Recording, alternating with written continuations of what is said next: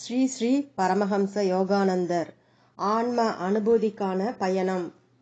பிரபஞ்ச கேளிக்கையின் உலகம். நாம் எடுத்துக்கொண்ட இன்றைய தலைப்பை பொறுத்தவரை உலகம் என்ற வார்த்தை இந்த பூமியை மட்டுமல்லாமல் இந்த ஸ்தூல உலகமாகிய சடப்பொருளான முழு அண்ட சராசரத்தையும் குறிப்பதாக பொருள்படுகிறது. இதன் அங்கமாக உள்ள பகுதிகள் இறைவனின் தெய்வீக விதிமுறைகளின் அற்புதமான செயல்பாடுகளினால் பரவெளியில் ஓர் இணக்கமான உறவில் இருத்தப்பட்டுள்ளன. நம்முடைய சிறிய பூமிதான் அறிவுசார் உயிரினங்கள் வாழும் ஒரே இடம் என்று எண்ணுவது இருமாப்பாகும். இதை போன்ற உலகங்கள் பல உள்ளன. சில மிகவும் மேம்பட்ட பரிணாம வளர்ச்சி அடைந்தவை, மற்றவை ஆரம்ப வளர்ச்சி நிலையில் உள்ளவை. ஒழுங்கான முறையில் இந்த பிரபஞ்சம் இயங்குவது ஆனது படைக்கப்பட்ட எல்லா உயிரினங்களிலும் ஊடுருவுகின்ற ஒருவித அறிவுத்திறன் மூலமாக அது வழிகாட்டப்படுகிறது என்பதை காட்டுகிறது. நாம் ஒரு கை கடிகாரத்தின் இயந்திர நுட்பத்தை ஆய்வு செய்யும் பொழுது கணித ரீதியான திட்டத்திற்கேற்ப அது இயங்கும் வண்ணம் அந்த கருவியை உருவாக்கிய மதிநுட்பம் வாய்ந்த ஒருவர் இருந்திருக்கிறார் என்பதை நாம் அறிகிறோம். அந்த படைப்பாளி நேரத்தை அளக்கும் ஒரு குறிப்பிட்ட இயக்கத்தை உண்டு பண்ணுவதற்காக எல்லா சிறிய பல் சக்கரங்களையும் மற்ற பாகங்களையும் ஒருங்கிணைத்திருக்கிறார். இந்த பிரபஞ்சத்தின் இருப்பே காலம், இடம் ஆகியவற்றின் சார்பியலை பொறுத்திருப்பதினால் நேரத்தை நிர்வகிப்பது ஒரு தேவையாகும். இந்த முழு பேரண்டம் கடந்த காலம், நிகழ்காலம் மற்றும் வருங்காலத்தின் இயக்கத்துடன் கடந்து செல்லும் காலத்தை கணித்து கொண்டிருக்கும். விண்வெளியிலுள்ள விண்மீன் கூட்டங்கள், நட்சத்திரங்கள் மற்றும் கிரகங்கள் எனும் எண்ணற்ற பல் சக்கரங்களை கொண்ட ஒரு பிரம்மாண்டமான கடிகாரமாகும். மனிதனால் உருவாக்கப்பட்ட கை கடிகாரம் மனித அறிவு திறனின் ஒரு படைப்பே என்பது போல் இந்த பிரபஞ்சத்தின் கடிகாரம் ஓர் உயர்ந்த பேரறிவின் கைத்திறனாகும். நாம் அதை சந்தேகிக்க முடியாது.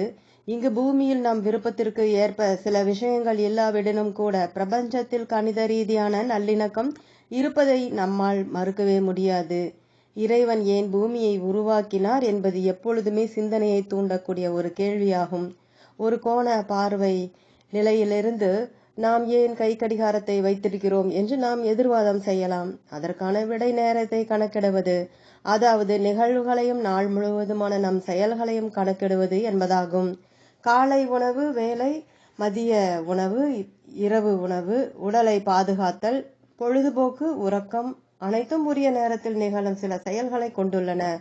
ஆகையினால் நம்முடைய கடந்து செல்லும் காலத்தை கணக்கிட கை கடிகாரம் தேவைப்படுகிறது என்று நாம் கூற முடியும்.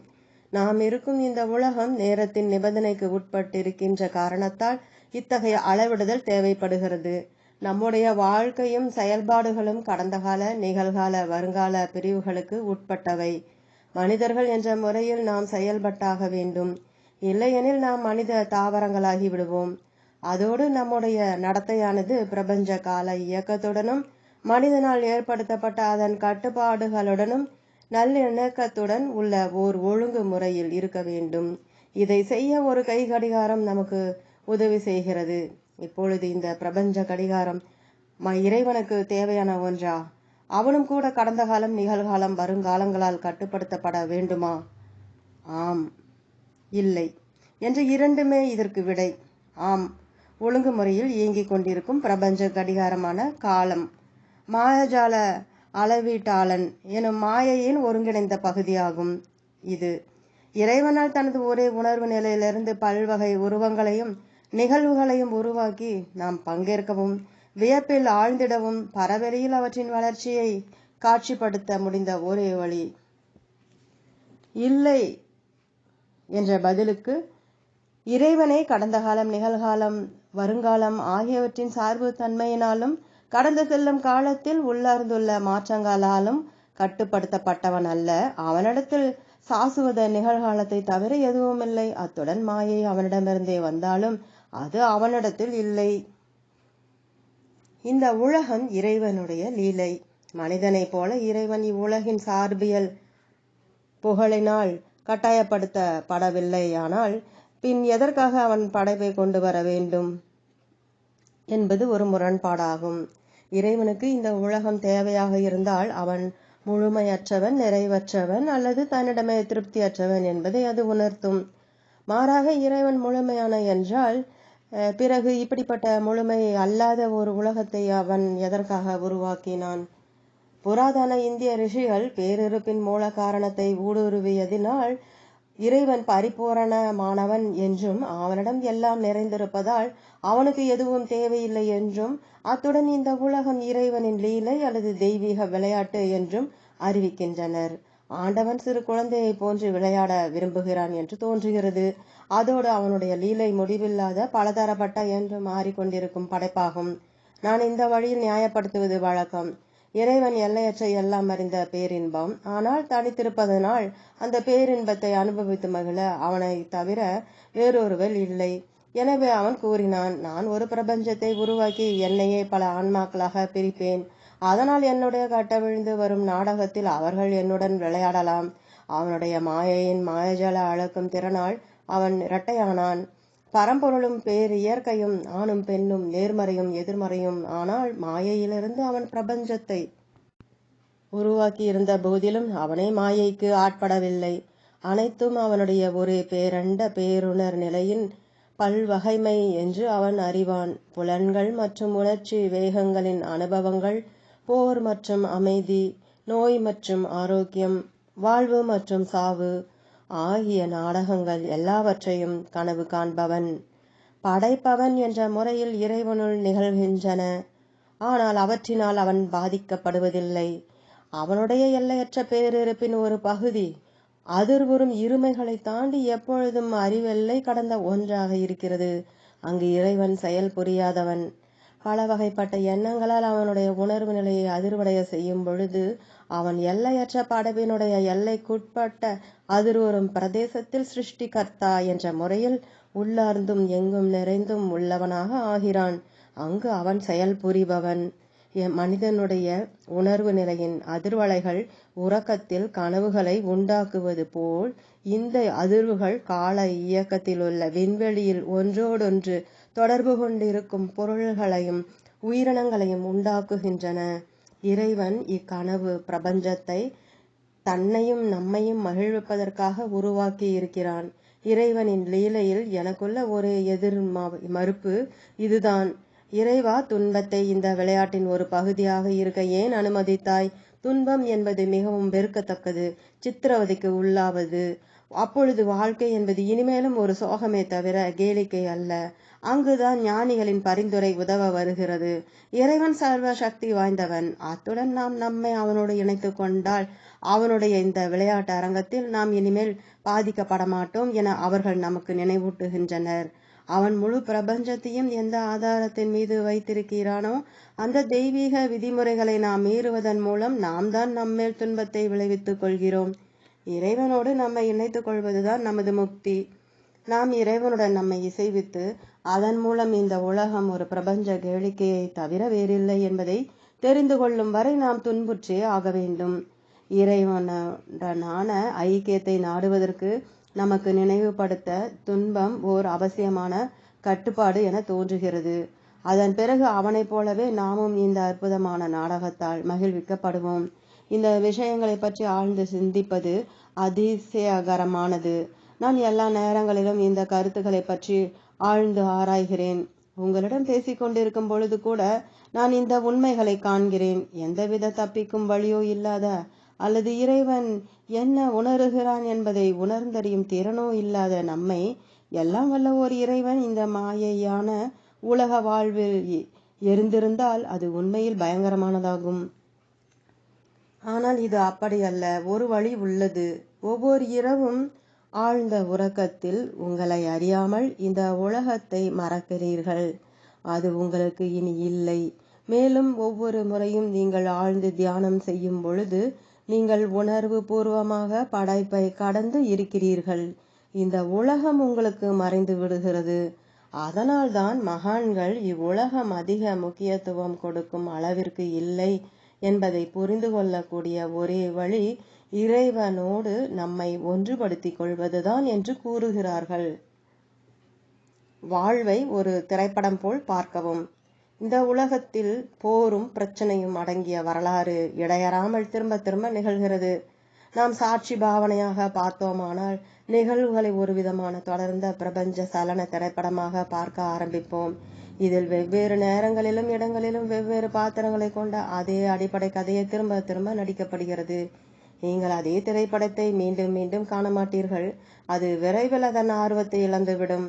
ஆகையால் தெய்வ தந்தை இந்த பிரபஞ்ச திரையரங்கில் பொழுதுபோக்கிற்கு பல்வகைமையை கொடுக்க வரலாற்றில் மாற்றங்களையும் நன்மை மற்றும் தீமையில் முரண்பாடுகளையும் ஏற்படுத்தி இருப்பதை ஏற்றுக்கொள்ளலாம். இந்த அளவு மிக தொந்தரவான துன்பம் உள்ள இந்த உலகத்தை இறைவன் ஒருபோதும் உருவாக்கி இருக்கக்கூடாதென்று நாம் கூற முடியும். ஆனால் அதற்கு மாறாக ஞானிகள் நீங்கள் தெய்வங்கள் என நீங்கள் அறிந்திருந்தால் அதை பொருட்படுத்த மாட்டீர்கள் என்று கூறுகிறார்கள்.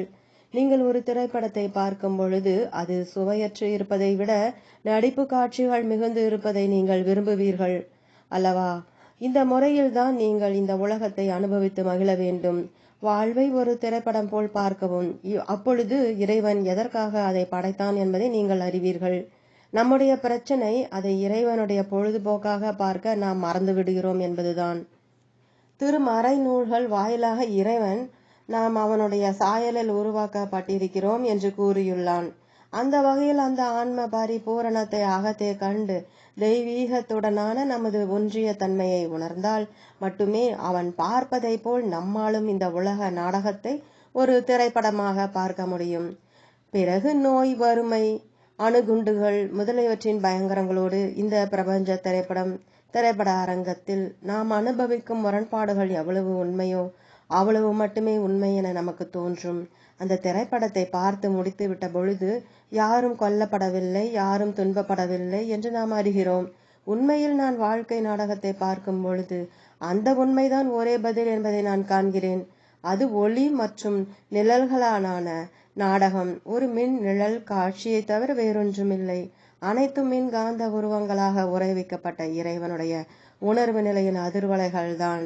அந்த உருவங்களின் சாரமாகிய வாளால் துண்டிக்கப்பட முடியாதது அல்லது எரிக்கப்பட முடியாதது அல்லது மூழ்கடிக்கப்பட முடியாதது அல்லது எந்த விதமான வலியாலும் துன்புறுத்தப்பட முடியாதது. அதற்கு பிறப்பும் இல்லை அல்லது இறப்பும் இல்லை.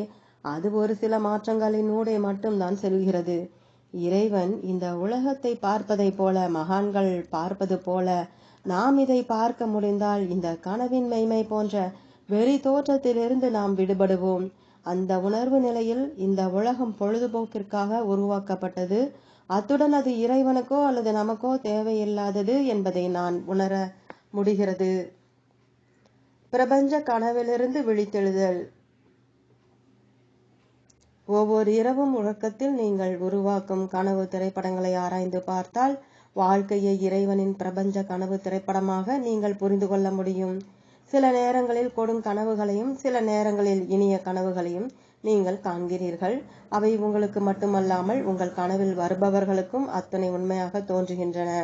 ஆனால் நீங்கள் விழித்தெழும் பொழுது அவை உண்மையல்ல என்பதை அறிகிறீர்கள். அத்துடன் அந்த உண்மையற்றதை நினைத்து உங்களால் சிரிக்க முடியும். நிச்சயமாக அனைவரும் கொடுங்கனவுகளை விட இனிய கனவுகளை தான் விரும்புகிறார்கள். நான் கடவுளிடம் வலியுறுத்துவது இதுவே. உன் கனவுகளில் நாங்கள் பங்கேற்க வேண்டுமென்றால் இறைவா, நோய் அல்லது மனத்துயரமாகிய கொடுங்கனவுகளுக்கு பதிலாக ஆரோக்கியத்தையும் புன்னகையையும் கொண்ட அழகான கனவுகளை விரும்புகிறோம். ஆனால் பிரச்சனை என்னவெனில், நீங்கள் இனிய கனவுகளை விரும்பியும் கொடுங்கனவுகளுக்கு பயந்தும் எந்த கனவு நிகழ்வுகளுக்கும் மெய்மையை கொடுத்து கொண்டிருக்கும் வரை கொடுங்கனவுகள் வரும்பொழுது நீங்கள் துன்பப்படுவீர்கள். எனவே குருமார்கள் கூறுகிறார்கள், இனிய கனவுகள் கொடுங்கனவுகள் ஆகிய இரண்டிலிருந்தும் விழித்தெழுங்கள். நீங்கள் மானிட இன்பத்தோடு பற்று கொள்வீர்களானால் ஏராளமான பிரச்சனைகளுக்கு உள்ளாவீர்கள். ஏனென்றால் இனிய கனவுகளோடு சேர்த்து கொடுங்கனவுகளையும் தவிர்க்க முடியாது. ஆனால் நீங்கள் கனவை கனவாகவே நினைத்தால் அது மகிழ்ச்சியை தரக்கூடியதோ அல்லது பயங்கரமானதோ. உங்களுக்கு அமைதி கிடைக்கும். வாழ்க்கை ஒரு கனவு என்று நீங்கள் உணரும் பொழுது நீங்கள் விடுதலை அடைவீர்கள். இந்திய ஞானிகள் அந்த தத்துவத்தை தான் போதிக்கிறார்கள். அதாவது இந்த உலகம், இந்த படைப்பு இறைவனின் கனவு. நீங்கள் பாதி விழிப்பு நிலையில் இருக்கும் பொழுது ஒரு கனவு கண்டு நீங்கள் கனவு கண்டு கொண்டிருக்கிறீர்கள் என்று அறிய முடிகிறது. இருப்பினும் அதிலிருந்து விலகி இருப்பது போல் இறைவனும் அவ்வாறு இந்த பிரபஞ்சத்தை பற்றி உணர்கிறான். ஒரு பக்கத்தில் என்றும் புதிய பேரானந்தத்தில் அவன் விழித்திருக்கிறான், மறுபக்கத்தில் அவன் இந்த பிரபஞ்சத்தை கனவு கண்டு கொண்டிருக்கிறான். அதே போல்தான் நீங்கள் இந்த உலகத்தை பார்க்க வேண்டும். அப்பொழுது அவன் எதற்காக அதை உறைவாக்கினான் என்பதை நீங்கள் தெரிந்து கொள்வீர்கள். அத்துடன் இந்த கனவு நிலைகளை உங்கள் ஆன்மாவின் மேல் சுமத்த மாட்டீர்கள். நீங்கள் ஒரு கொடூர கனவை கண்டால் அது ஒரு கெட்ட கனவே அன்றி வேறொன்றுமில்லை என்று நீங்கள் அறிவீர்கள். நீங்கள் அந்த உணர்வோடு இந்த உலகத்தில் வாழ முடிந்தால் துன்பப்பட மாட்டீர்கள். அதைத்தான் கிரியா யோகம் உங்களுக்கு வழங்குகிறது. இந்த போதனைகளில் தான் நீங்கள் கவனம் செலுத்த வேண்டும், என் மீதோ அல்லது வேறு எவரின் மீதோ அல்ல. அத்துடன் இந்த உண்மைகளை வெறுமனே படிப்பது என்பதல்லாமல் மாறாக அவற்றை பயிற்சி செய்வதுதான் முக்கியம். படிப்பது உங்களை அறிவாளி ஆக்காது, உணர்ந்த அறிதல் தான் அதனை ஆக்கும். அதனால் தான் நான் அதிகமாக படிப்பதில்லை.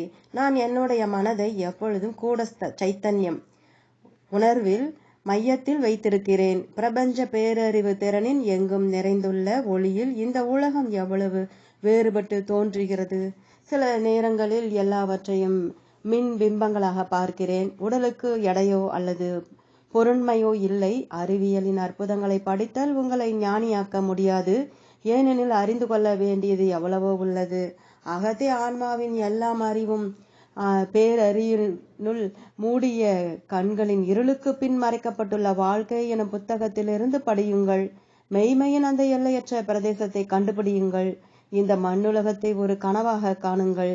அதன் பிறகு இந்த உலகமாகிய படுக்கையில் படுத்து வாழ்க்கை எனும் கனவு காண்பதென்பது உங்களுக்கு சரிதான் என்பதை புரிந்து கொள்வீர்கள். அப்பொழுது நீங்கள் கவலைப்பட மாட்டீர்கள். ஏனென்றால் நீங்கள் கனவு கண்டு கொண்டிருக்கிறீர்கள் என்பது உங்களுக்கு தெரியும். தலை சிறந்த இந்திய ரிஷிகளின் போதனைகள் மிகவும் ஆழ்ந்து செல்கிறது. இந்திய குருமார்கள் வலியையும் துக்கத்தையும் நீங்கள் எதிர்கொள்ளும் பொழுது என்ன செய்ய போகிறீர்கள்? வேறு வழி இல்லாமல் அழப்போகிறீர்களா? அல்லது அந்த பிணிக்கு சிகிச்சை செய்யும் அதே சமயத்தில் சரிசம மனநிலையையும் படைப்பை கடந்த நிலையையும் அளிக்கும் உத்திகளை பயிற்சி செய்ய போகிறீர்களா என்று வினவுகிறார்கள். அவர்கள் பொது அறிவின்படி பரிகார நடவடிக்கை எடுக்கவும் அதே நேரத்தில் உணர்ச்சிகளை கட்டுப்படுத்தவும் வலியுறுத்துகிறார்கள். அதனால் ஆரோக்கியம் குறைந்து துன்பம் வரும்பொழுது நீங்கள் மனமுடைந்து போகாமல் இருப்பீர்கள். வேறு விதமாக கூறினால் அவர்கள் வாழ்வின் இனிய கனவுகள் எனும் இலக்கற்ற போக்குடைய காற்றினாலோ அல்லது கொடுங்கனவுகள் எனும் சிதைக்க வல்ல புயல்களினாலோ கரைப்படுத்தப்பட முடியாத ஆன்மாவின் கலப்படமற்ற அகமகிழ்ச்சியை தன்னை நிலைநிறுத்திக் கொள்வதன் முக்கியத்துவத்தை வலியுறுத்துகிறார்கள். வழக்கமாக உலக உணர்வு நிலையை பற்றி கொண்டிருப்பவர்கள் பாதிப்பற்ற நிலையை அடைவதற்கு வேண்டிய முயற்சியை எடுக்க விரும்புவதில்லை. துன்பம் வரும்பொழுது அவர்கள் அதிலிருந்து கற்றுக்கொள்வதில்லை. அதனால் அதே தவறுகளை திரும்ப திரும்ப செய்கிறார்கள். என்னை பார்க்க வந்த ஒரு மனிதர் தான் எவ்வளவோ அதிகமாக பணம் வைத்திருப்பதாக பெருமை அடித்துக் கொண்டார். நான் அவரை எச்சரித்தேன், நீ என்ன வைத்திருக்கிறாய் என்பதை எல்லோரிடமும் சொல்லாதே. யாராவது உன்னையும் உன் பணத்தையும் கைப்பற்றி கொள்வார்கள். அதன் பிறகு விரைவில் ஒரு பெண் அவரை தன் பிடிக்குள் கொண்டு வந்து விட்டாள். அத்துடன் சிறிது காலத்திற்குள் பின் அவள் அவரிடமிருந்து விவாகரத்தும் அவருடைய பணத்தில் பாதியையும் கேட்டாள். இறைவன் அருளால் அந்த குழப்பத்திலிருந்து அவர் வெளிவர நான் உதவி செய்தேன். அந்த விவகாரத்து நடந்து கொண்டிருக்கும் பொழுது திரும்பவும் அப்படி மாட்டிக்கொள்ள வேண்டாம் என்று அவருக்கு வலியுறுத்தி எழுதினேன். அவருடைய மனப்போக்கை நான் அறிந்தேன். ஆனால் அவர் வேறொரு மனைவியுடன் திரும்ப வந்தார். அவருடைய முட்டாள்தனத்தை கண்டு நான் திகைப்படைந்தேன். அவருடைய புதிய மனைவி ஒரு நல்ல பெண்மணி. மேலும் அவள் சொந்த பணமும் கொஞ்சம் வைத்திருந்தாள். ஆனால் அந்த மனிதர் இப்பொழுது அந்த பெண்மணியிடமிருந்து பிரிந்துவிட விரும்பினார். அந்த பெண்மணியோ அவரை விடுவதாக இல்லை. சஞ்சலமான அவர் தனக்கு திருமண வாழ்வே வேண்டாம் என்று முடிவெடுத்தார். அவர் தனது சுதந்திரத்தை விரும்பினார். ஆனால் நான் அவருக்கு புத்திமதி கூற வேண்டியிருந்தது. நீ உன் சுதந்திரத்தை வேண்டுமென்றே தொலைத்தாய். இப்பொழுதுள்ள நிலையைத்தான் நீ நன்றாக பயன்படுத்தி கொள்ள வேண்டும். மனித சுபாவம் விசித்திரமாக இல்லையா? இந்தியாவில் மனைவி இறந்தால் கணவன் திரும்பவும் திருமணம் செய்து கொள்ள மாட்டான் என்று நீங்கள் உறுதியாக நம்பலாம். வழக்கமாக மனைவியின் நினைவிலேயே அவன் வாழ்வான்.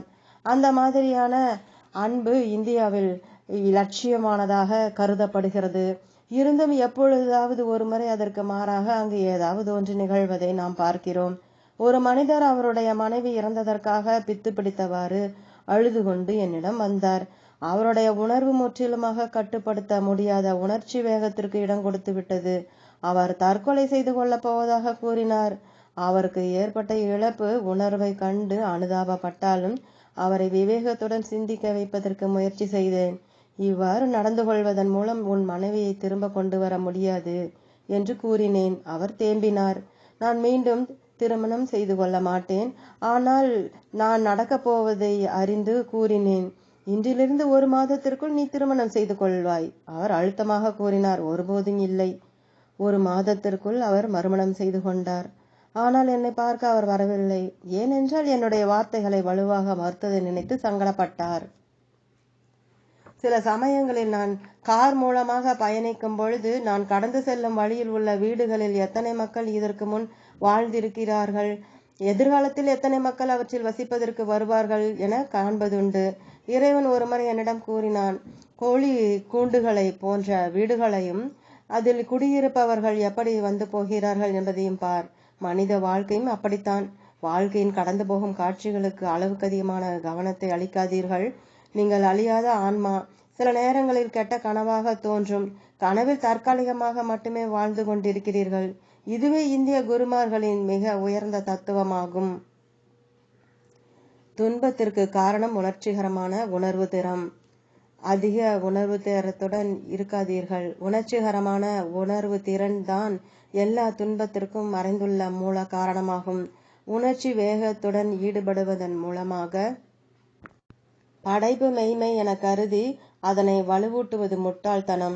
தியானம் செய்யாமல், அதாவது அசைவற்று அமர்ந்து உங்களுடைய உண்மையான ஆன்ம இயல்பை உணர்வதற்கு மாறாக படைப்பின் நிரந்தர இயக்கத்தின் ஒரு பகுதியாக அதன் போக்கில் செல்வது உங்களுக்கு மகிழ்ச்சிக்கு ஏற்படும் நிலையான ஆபத்தாகும். அநேகமாக ஒரு நாள் உங்கள் உடல் மோசமாக நோய்வாய்ப்படலாம் மற்றும் நீங்கள் நடப்பதற்கோ அல்லது மற்ற விஷயங்களை உங்கள் இளமை பருவத்தில் அல்லது ஆரோக்கியமான நாட்களில் நீங்கள் வழக்கமாக செய்ததைப் போல செய்யவோ விரும்பினாலும் உங்களால் செய்ய முடியாதிருப்பதை காண்பீர்கள். அது ஆன்மாவிற்கு ஏற்படும் ஒரு பயங்கரமான ஏமாற்றமாகும். அந்த நாள் வரும் முன் உங்கள் உடலை அது வேறு யாருடையதோ என்பதை போன்று பற்றற்று கண்டு அதனை பராமரிக்கும் அளவு உங்களை சுதந்திரமாக வைத்துக் கொள்ளுங்கள். என்னுடைய மாணவர்களில் ஒருவரான ஒரு பெண்ணின் முழங்கால் மூட்டில் எலும்புகள் சிதைந்து கொண்டிருந்ததால் அதிக வலியுள்ள நிலையில் இருந்தார். அந்த கால் எத்தனை முறை அறுவை சிகிச்சை செய்யப்பட்டு மீண்டும் பொருத்தப்பட்டது என்று எனக்கு தெரியாது. ஆனால் அந்த பெண் அது ஒன்றுமே இல்லை என்பது போல் அதை பற்றி பேசுவார். அது ஒரு சிறிய அறுவை சிகிச்சை என அவர் சர்வ சாதாரணமாக கூறுவார். அப்படித்தான் வாழ்க்கையை எடுத்துக்கொள்ள வேண்டும்.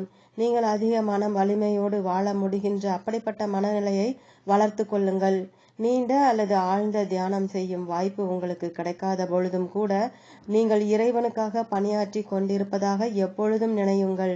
உங்கள் மனம் அவனில் நிலைத்திருக்க முடியும் பொழுது நீங்கள் இனிமேலும் துன்புற மாட்டீர்கள். எந்த அளவிலான நோயோ அல்லது உடல்நல குறைவோ உள்ளூர உங்களை தொட முடியாது. சில சமயங்களில் இந்த உடல் தொந்தரவு கொடுக்கும் பொழுது நான் அகத்தே நோக்குவேன். உடனே இறைவனின் ஒளியில் அனைத்தும் காணாமல் போய்விடும். திரையில் நீங்கள் படங்களை பார்த்து நல்ல மற்றும் கெட்ட செயல்கள், சந்தோஷமான மற்றும் துயரமான காட்சிகள் ஆகியவற்றிற்கு இடையிலான முரண்பாடான மோதலை மகிழ்ந்து அனுபவிப்பது போல இவ்வுலகத்தினால் நீங்கள் மகிழ்விக்கப்படுவீர்கள். நீங்கள் கூறுவீர்கள், இறைவா, நீ செய்வது எதுவாயினும் சரிதான். ஆனால் இவையெல்லாம் வெறும் கனவுதான் என்று நீங்கள் உணர்வு பூர்வமாக அறிந்தாலொழிய இறைவன் இவ்வுலகத்தை எதற்காக உருவாக்கினான் என்பதை நீங்கள் காண மாட்டீர்கள். செயல் புரியும் சும்மா இருக்கும் இறைவனை போல் இருக்கவும். இப்பிரபஞ்சத்தை உருவாக்குவதன் மூலம் இறைவன் மும்முரமாக இருக்க விரும்பினான் என்று நான் நினைக்கிறேன். ஆன்மீக சாதகர்களுக்கு இது ஒரு தூண்டுதலாக இருக்கட்டும். இறைவனை காண்பதற்கும் இந்த கனவிலிருந்து விடுபடுவதற்கும் தங்களுடைய கடமைகளை துறந்து இமாலயம் அல்லது இத்தகைய பிற முற்றிலும் ஏகாந்தமான இடங்களில் தனிமையை நாட வேண்டும் என பலர் நினைக்கின்றனர். ஆனால் அது அவ்வளவு எளிதல்ல. மனம் அதனுடைய எதிர்மறை மனநிலைகளிலும் அமைதியின்மையிலும் இன்னும் ஆழ்ந்திருக்கும். அத்துடன் உடலை கதகதப்புடன் வைத்துக் கொள்ளவும் அதனுடைய பசியையும் மற்ற தேவைகளையும் திருப்திப்படுத்தவும் அது மிகவும் செயலாற்றலுடன் இருக்க வேண்டி இருக்கிறது. தியானத்திற்கும் ஆக்கப்பூர்வமான கடமை சார்ந்த வேலைக்கும் இடையில் ஒரு சமநிலையை பின்பற்றினால் இந்த நாகரீக காடாகிய நகரங்களில் இறைவனை காண்பது எளிதாகும். செயல் புரியும் சும்மா இருக்கும் இறைவனை போல் இருங்கள். படைப்பில் அவன் ஆனந்தத்துடன் மும்முரமாக இருக்கிறான். படைப்பிற்கு அப்பால் அவன் தெய்வீக பேரின்பத்தில் ஆனந்தமாக இயக்கமற்று இருக்கிறான். தியானத்தில் நான் இறைவனை காண முயற்சி செய்ததால் ஏழைகளுக்கிடையேயும் அவனுடைய பேரின்பத்தை அனுபவிக்கிறேன். அதனால் வேலைகள் என்னை எதிராக பாதிப்பதே இல்லை. என்னை சுற்றியுள்ள இருமைகளில் இதை பிடிக்கவில்லை அல்லது அதை பிடிக்கவில்லை என்று நான் கூற நேர்ந்த போதிலும் அகத்தை நான் அமைதியாகவும் எஃகை போலவும் இருக்கிறேன். அமைதியான செயல்திறனுடனான அமைதியாகவும் நிதானம் எனும் சிம்மாசனம் மீது அமர்ந்து கொண்டு செயல்கள் எனும் அரசினை ஆட்சி புரியும் அமைதியின் ஓர் இளவரசன் நானே. எல்லா வெளி தோற்றங்களுக்கும் இறைவன் முழுமையிலிருந்து முழுமையற்ற உயிர்களை படைத்தது போல் தோன்றுகிறது. ஆனால் உண்மையில் முழுமையற்ற உயிர்கள் முழுமையானவையே. இறைவனின் பிரதிபிம்பத்தில் படைக்கப்பட்ட ஆன்மாக்கள். நீங்கள் செய்ய வேண்டுமென்று இறைவன் விரும்புவதெல்லாம் உங்களுடைய முழுமையான ஆன்மாவிலிருந்து கனவு எனும் முழுமை அல்லாதவற்றை பிரிக்க வேண்டும் என்பதுதான். நீங்கள் உங்களுடைய அழியும் வாழ்வையும் உங்களுடைய எல்லா பிரச்சனைகளையும் பற்றி எண்ணி அவற்றோடு அடையாளப்படுத்திக் கொள்ளும் பொழுது உங்கள் அகத்தே இருக்கும் இறைவனின் பிரதிபிம்பத்திற்கு அநீதி இழைக்கிறீர்கள்.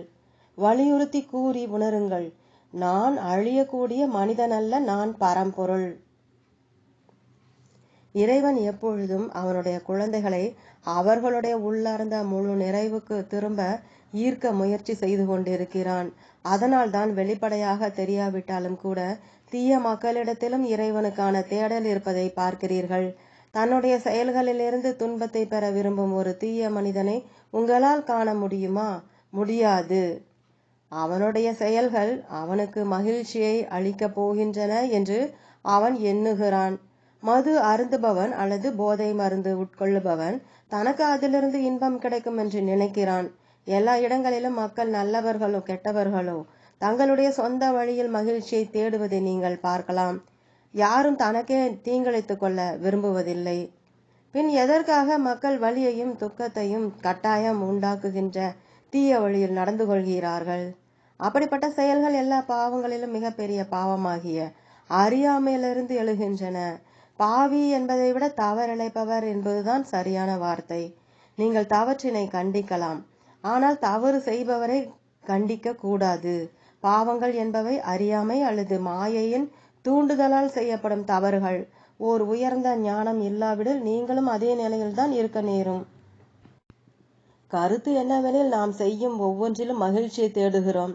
யாருமே தான் ஒரு லோகாயதவாதி என்று உண்மையாக கூற முடியாது. ஏனென்றால் யார் மகிழ்ச்சியை தேடுகிறாரோ அவர் இறைவனை தேடுகிறார். ஆதலால் கெட்டதிலும் நல்லதிலும் மகிழ்ச்சிக்கான நமது தேடுதலின் மூலமாக இறைவன் தன்னிடம் திரும்பச் செல்ல நம்மை தூண்டுகிறான். தீமையினால் விளைவிக்கப்பட்ட துன்பம் இறுதியில் வழி தவறி நடப்பவனை நற்குணத்தின் ஆனந்தங்களுக்கு திரும்ப செய்யும்.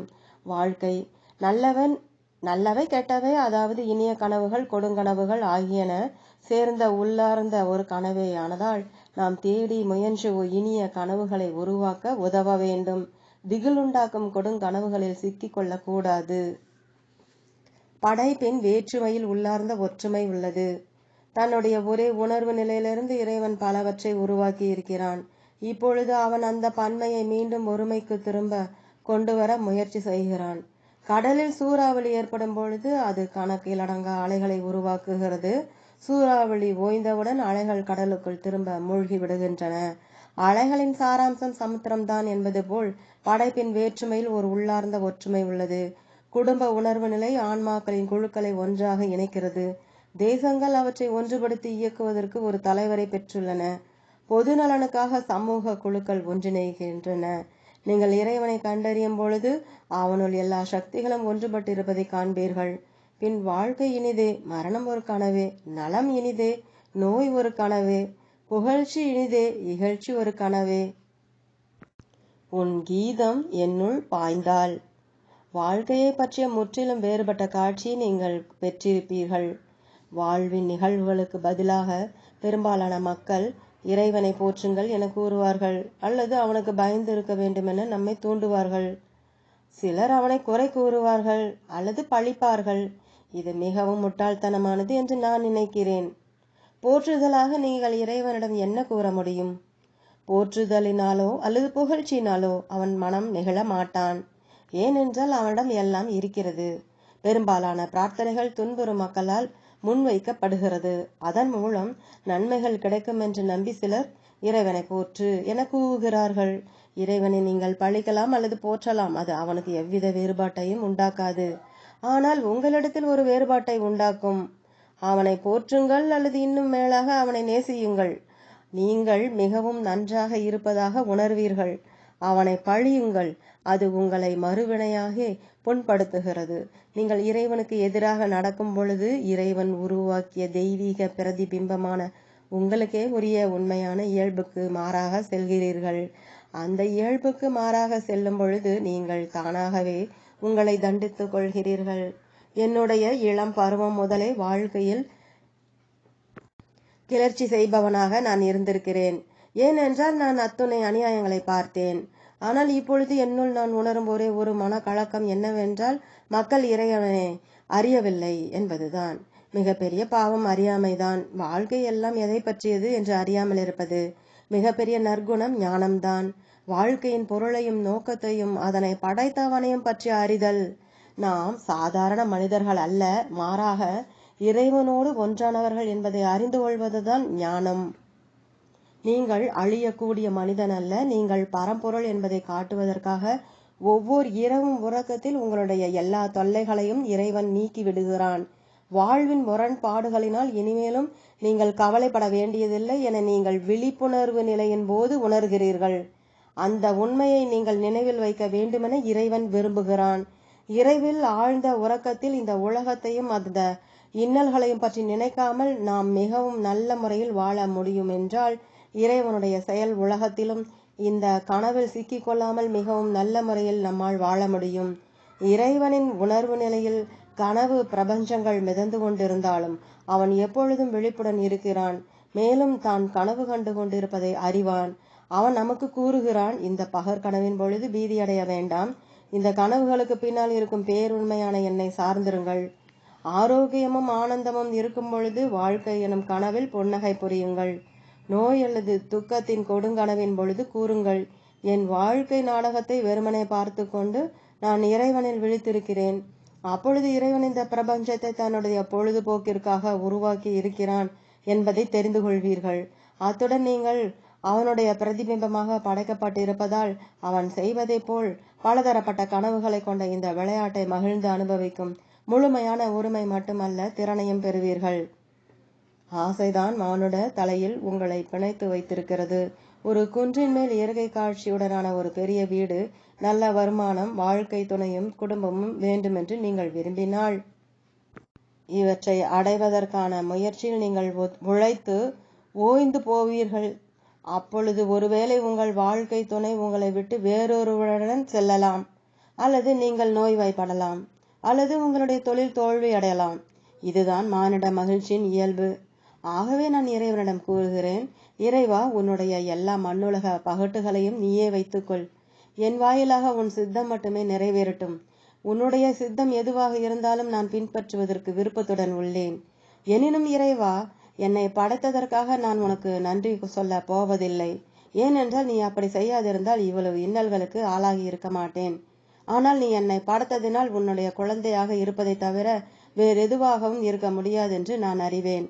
அந்த கோரிக்கை நீங்கள் இறைவனிடம் முன்வைக்க வேண்டும். இனிமேலும் இறந்து வேண்ட அவசியமில்லை. ஏனென்றால் நீங்கள் ஒரு பிச்சைக்காரன் அல்ல, நீங்கள் அவனுடைய தெய்வ குழந்தை. அதனால் உள்ளார்ந்த இயல்பாகவே அவனிடம் உள்ள எல்லாவற்றையும் நீங்கள் பெற்றிருக்கிறீர்கள்.